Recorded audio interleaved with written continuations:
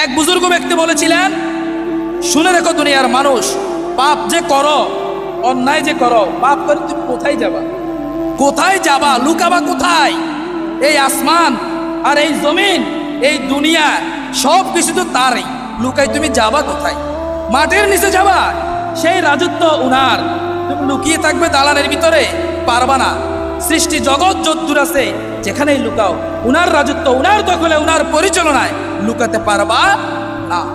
মনে রাখবেন, যখন অন্যায় করবেন, অপরাধ করবেন, পাপ করবেন, গুনাহের সাথে জড়িত হয়ে যাবেন, অপরাধের পর অপরাধ করতেই আছেন।